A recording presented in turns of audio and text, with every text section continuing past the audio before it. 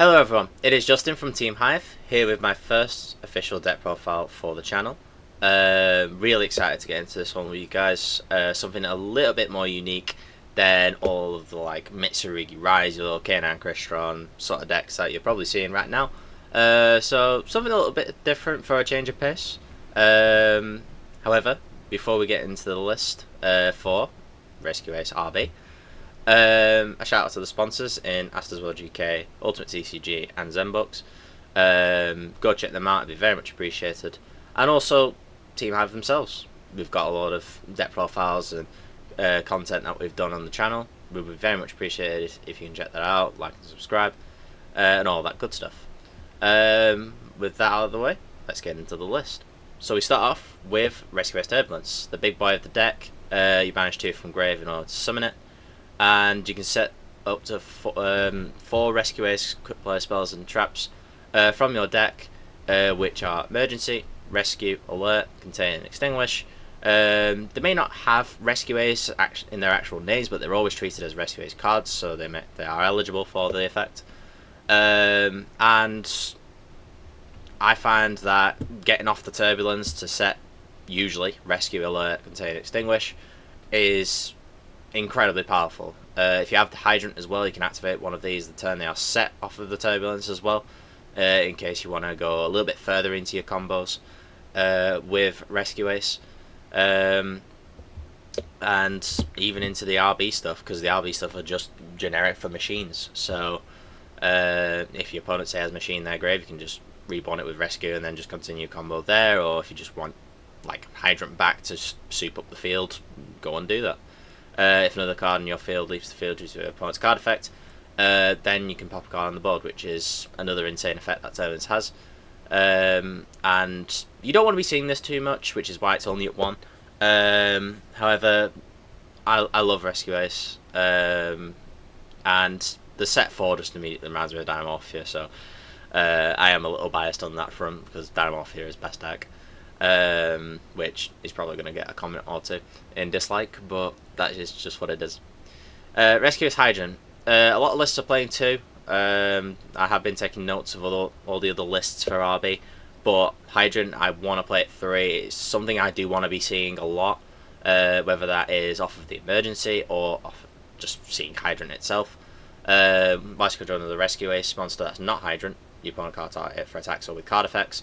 You can activate one of your quick play spells, like I said, or normal traps the turn it's set off of a Rescue Ace effect. And it searches a Rescue Ace monster in the main phase, which is really nice. So you can search your Preventer, or even your Turbulence if you already have Preventer, to get into the combo very easily. Or if you just grab Turbulence straight from deck, if you have a couple of, say, the spells in grave already, you can just essentially play around a nib that way, which I did in the round 3 of locals. So Hydrant is what you want to be seeing, especially with these 4 as well, and I'll explain why later. Airlifter, 2 really good effects of Airlifter. The first one especially, which is on summon, adds a Rescue Ace spell, which is one of these 4, as one of them from deck to hand.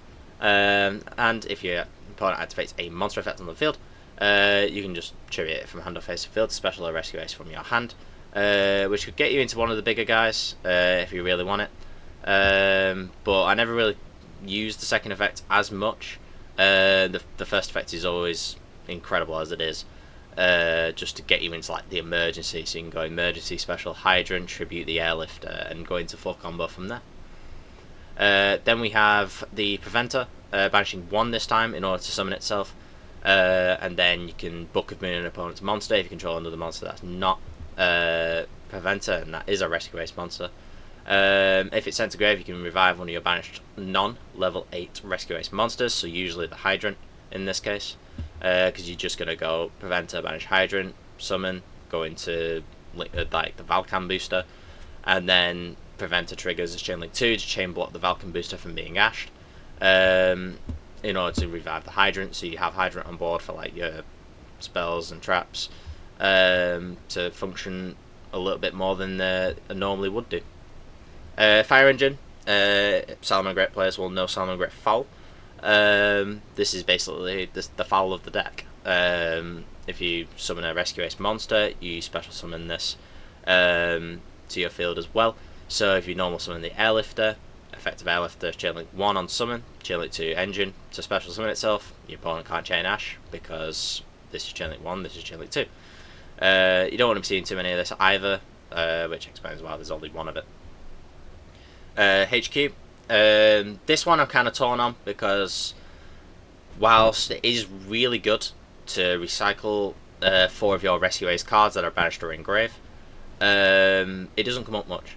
Even with like the terraforming in the deck, it still doesn't come up as much as I'd like it to. So I may cut it, I may not. It's one of those. It's more sort of on hindsight, do I not, sort of things. But that ability to put like 4 and draw 1 is really nice. Obviously, the additional normal of a rescue ace monster is pretty good as well. So one of those that you can have as a field spell as an alternative to the Funk Dock, should Funk Dock be kind of dead late game.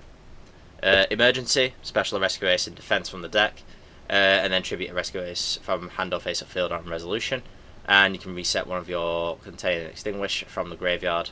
There's also a reinforce, but reinforce isn't that amazing. From the graveyard by banishing it from the grave. I don't really use the second effect as much. I usually use it as like banish material for Turbulence and Preventer, should I need to. However, being able to reset Contain Extinguish, especially with a Hydrant on the board, it can be incredibly nice. But that special summon from the deck is also incredibly good to dodge things like Imperm and Veiler. Rescue, reborn one of your rescue ace monsters from the grave, or if you control Hydrant, you can special summon one of your opponent's monsters from the graveyard to your field instead. So, if Hydrant is on the board, this acts as a spell card monster reborn, which is always very nice to have, especially against decks like Fiendsmith that just special from the grave quite often. So you can just go, okay, rescue the engraver from grave, so you've already wasted that effect from grave, and they have to play a little bit more in order to maybe get the second like material for sequence, or maybe the extra material for an Agman Day is always pretty nice against that sort of deck. You've then got Alert, which adds back from grave, but if you control Hydrant, you just add from deck instead. So I always love having Hydrant on the board for this exact reason. You've probably noticed the sort of correlation with Hydrant and these 4 here. Obviously these 2 have their own bonus effects as well, but these 2 have already gone through. So Contain negates the effects of monsters, so it's another Imperm essentially, and it cannot attack either. And then on resolution, if Hydrant's on the board, the opponent can't use it as Fusion, Synchro, Xyz, or Link material. And then this is a pop, but if Hydrant is also on board, the effects of that monster cannot be activated for the rest of the turn, and any other monsters of that same name as well. So you kind of just, with these 2 controlling the game state into your advantage with the Hydrant on the board, which again gives me a sense of Dynamorphia, with just controlling the board with like Rexstorm. Hand traps, we have 3 Nib and 3 Droll. Nib I think is coming back into the format really nicely. Obviously Mitsurugi was playing it because you can just tribute all the board, but then reborn all of your Mitsurugi ritual monsters, and still have all that advantage there. But one of the decks I kind of hate playing against is Yumi, so this just being able to tribute their entire board, and basically end their turn if it's timed right, can really help me against that deck. I hate that deck with a passion already. It's just one of those. I like K9, but I don't like Yumi. I will obviously say that on screen. Drawn Lockbird, I think it's kind of self-explanatory why this is in the format right now and why this is in the deck, given that Mitsurugi, K9, all those sort of decks are running about at the moment. I don't think I need to say too much on this one. RB. This is the sort of source. GA10 Cutter. So Cutter is a spell or trap negate whilst it is linked to an RB monster. So if you have the Brute Blues in the extra monster zone, basically you want to be ending on this and the Driller, which is a quick effect, pop itself and a monster your opponent controls.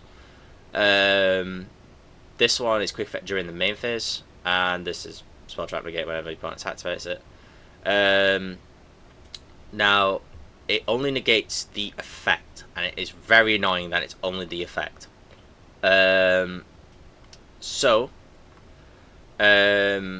Not being able to negate its activation is kind of annoying because you can't use it in the damage step. But still, it is something necessary to the end board to stop you from, say, getting evenly matched or getting hit with like a lightning storm on all your back row. So I think having Cutter in the deck, I kind of want to bump these up to 2 each, maybe drop this to 1. However, obviously for the benefit of the video, like, I've got to go with the ratios that I was playing at the time. So there was only 1 Cutter in the deck, obviously 1 Driller, and then there's the Valken Rocket as well, which is essentially like a Sword Soul Blackout for the deck. Pops itself in 2 cards your opponent controls. This one pays 500 life points to do its quick effect. This one pays 700 to negate. This one pays 1000 to pop. But we then have RB Funk Dark, which is the field spell. It's a mandatory add of an RB card on its activation. So if you underdraw, you cannot even activate the card. But each time your opponent's monster is destroyed by battle or card effect, you gain 500 life points. So it can be a time card, and it helps you recuperate the life points you've obviously sacrificed to activate the effects of these. If a RB monster that is face up on your field leaves the field by a card effect, so even if they're popped themselves, they special another from the deck, which is hilarious because they just replaced themselves. And that also kind of reminds me of a deck I also really love as well, and it just got announced for support, and that is Rocket. Just their abilities in end phase to summon different ones from the deck. Obviously just homages to kind of decks I really like, so obviously the synergy's there as to why I'd play something like this. And then we have probably the most cracked card in the archetype, which is Stage Landing. Just not once per turn whatsoever. Special an RB monster from deck or extra deck. That is not one that you already control. So if you have no monsters on the board, you just spec any of the RB monsters from deck or extra deck, which is insane. So if you've got no like machines to go off, you just go Brute Blues from extra deck, activate the effects of Brute Blues to gain you another RB card, which is probably another Stage Landing, and then you just, at the very least, have a Spell Trap Negate on your opponent's turn. But Stage Landing has a very rough restriction, where during the turn in which you activate the card, you can't special summon monsters from the extra deck unless they are machine types with an original attack of 1500 or less. You can play around that somewhat with the Chimera Tech cards, because originally they are 0 attack. However, you are mainly going to be using this for turn 1 plays, so I like to always just waste through all 3 of these. And in the grave, it is protection for your RB monsters from battle or card effect. So whilst you can play around the effect of Driller to pop itself and an opponent's monster, and then this popping too. Obviously, it is destroy them and discard. These 2 can be played around by banishing the Stage Landing from grave. This has to actually pop itself, which is kind of annoying. But I suppose you can just get Funk Dark into a second one should you be playing the second from deck. And Stage Landing, like I said, is the most cracked part of the RB strat, and I love it. 1 for 1, picture a monster, summon a level 1 from deck. It's mainly access to your Hydrant. There was also the Tactics Talents. I never saw it, which is really annoying, because it definitely would have come up so nicely. Call by the Grave and Cross Out, these 2 kind of just work against the hand traps, and this one did come up to stop a Nibiru from tributing my board. Imperm, I think we all know what Imperm does at this point. Terraforming, search the field spells, which is usually going to be Funk Dark, but if not, it's of course the Rescue SHQ, which I can probably get the Funk Dot really easily, so I would argue that Terraforming is most likely going to search HQ here. Something I've kind of noticed as I'm going through the list, there's one little side card. I say side card, knowing that there's a thing called the side deck. One little tech card, should I say, that I've kind of neglected to mention was Cyber Dragon Nashta. I was playing that with Mega Fleet in the extra deck. I wasn't playing the Zeus, now that I think about it. But I'll obviously go over that in a minute. Side deck, we've got 3 Ash. I can't really run it in the main with what's going on. As you can see, there's a lot going on. There's not the space. I don't want to be playing more than 40. I kind of want to keep it sort of tight to that sort of 40 to maybe 42 sort of guideline that I like and kind of prefer. So I can't really afford to run the Ashes unless I know I'm playing against a deck that likes to run in, likes to hate Ash, like Branded, for example. Fua, it's only really good for me going second, so I might as well just side this in going second when I know I am going second. This one's obviously going to be Malice, Bat Row removal in Storm and Duster, and then this is just anti-yummy stuff. Really nice to see this back in the format, by the way. I really do like it. Extra deck, we've got Clockwork Knight, which, again, to a degree, is a hard yummy counter. However, I'm not playing a continuous spell, so I can't obviously abuse that sort of setup. But this is just your generic link 1 machine in order to link off Hydrant with to then get your Preventer live in play. Valken Booster adds an RB spell on Link Summon, and then if you wish to, you can also trigger its other effect to special summon an RB from your hand or grave in defense, and then move Valken Boosters to the main monster zone if you wish to. You then are locked into 2 machines from extra deck with the same sort of restriction as Stage Landing, but it's for the rest of the turn instead. If you use that effect though, which sometimes I do use, sometimes I don't. It just depends on if I need those extra machines to kind of get into place. Brute Blues has 3 different effects if it points to an RB monster, which is against the original attack of those RB monsters. You can make a second attack during each battle phase, which can essentially make it into an OTK strat. And then can't be travel battle card effects and searches a RB card in the main phase. We have SP for a generic link 2. Heater, which is just a fire link 2 in order to go into like a Promethean Princess and the Promethean Princess line for an OTK. So it kind of like punishes people for playing Ash on me. Heat Soul, which is just a backup link 3 if I need it, especially if I want to draw into stuff from the deck. I can just essentially get a draw 2 if I just use one on my turn 1 and then quick effect do it on the opponent's turn. Prom Princess to Reborn a Fire and then go into Raging Phoenix to Atlantis lines. Ambler Whale is just a backup link 4 in case I want to end on that turn 1 for the Promethean Princess to pop with its second effect from Grave. Honestly, never went into this, so I could easily cut this if I want to, because the only link 4s I'm going to is just for the OTK line. Zealantis, banishing everything on the field, and then the owners summon the monsters back. So technically, it is your opponent summoning their monsters back, so it triggers Promethean Princess.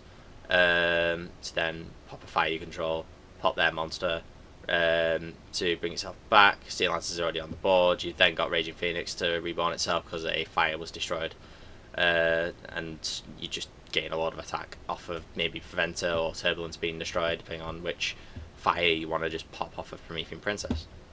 Baguska and Typhon. Baguska never went into. It's not easy anyway to get into it. There's only 2 level 4s in the deck, which are Airlifter and the Cutter. And then you've got the Typhon. Never went into this either. There would have been like an opportunity to do so once or twice, but the situations that I could have got into Typhon, there was just better options. Like I said, I was actually playing the one Nashta. I mentioned it before, Cyber Dragon and Nashta. I can't even remember what I took out for the Nashta. But we'll just assume any one card was taken out. Let's just say it ended up being 2 Hydrant, for example. I was playing the Mega Fleet in the extra, and there was the K9 Crystron matchup that came up, but I never got to see Infinity, so never was live. But Nashtra is a nice, easy to special machine, gets you into the RV combos somewhat easier, which I kind of appreciate. However, there is a line I want to obviously showcase in the future that potentially makes the deck a little bit more consistent. Round by round, round 1 I had Draco Tail against another Team Hive member in Reese. You may have seen him do a deck profile recently, if it's up yet. However, he's a very, very good Draco Tail player. He's topped regionals. I knew it was going to be a hard matchup from the start. I think I bricked game 1, and then game 2 I made a board, but Draco Tail is just insane and broke through it quite easily. So I lost 2-0 pretty quickly there. And then I K9 Crystron round 2, and I'll be honest, I'll just be flat out honest, the deck's amazing. The pilot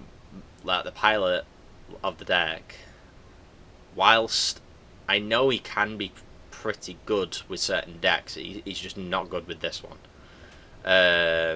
Like, he's obviously played it for a bit, but he just doesn't make any progress with the deck.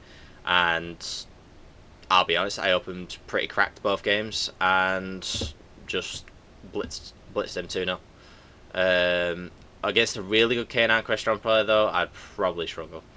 I will say that as a sort of hindsight thing. Round 3, I had Phoenix with Goblin Biker, and it was my most fun match of the night. I lost the game 1 as I didn't put up much of a board for the turn 1, and it kind of got broken through with a single tract after I negated a couple of things, and tract was just in his hand. And it was very annoying because this can't be destroyed by battle card effects, but it can be sent off of stuff like Engraver mid combo, so I wasn't accomplishing much there. Game 2, I just had absolutely everything. Ended on the board of Hydrant plus Turbulence, the 4 set with an extra emergency because I already had it in hand. Cutter, Driller, both linked to a blues in the extra monster zone, which was incredibly insane. And yeah, knowing what I had set, he was just like, I'm just going to go into game 3, sorry. Game 3, we both brick to a degree. I bricked opening Rescue, Extinguish, Imperm, Droll and Fua, because I decided the Fua in for the game 3. And that doesn't do anything. So he set 3 and passed. Luckily, I'd also decided in Lightning Storm, and I top decked it. And I said to I laughed. I laughed that I saw the top deck, and I've seen him set 3. He ended up saying to me, this better not be a Lightning Storm. So I just dropped the Lightning Storm immediately in main phase. Cleared the board.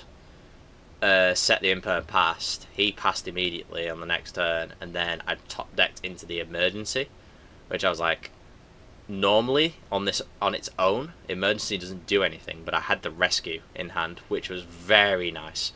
So Emergency, summon this, tribute this, Rescue, immediately revive it, and then Hydrant search Turbulence. I searched Turbulence in this instance to play around the Nibiru, because I'd already gone through 2 summons just to get this on board, and then this was just 3 summons. I'd got the back row up live. I could extend into maybe 1 more summon, but I didn't bother with it. I dealt 3k. He top decked.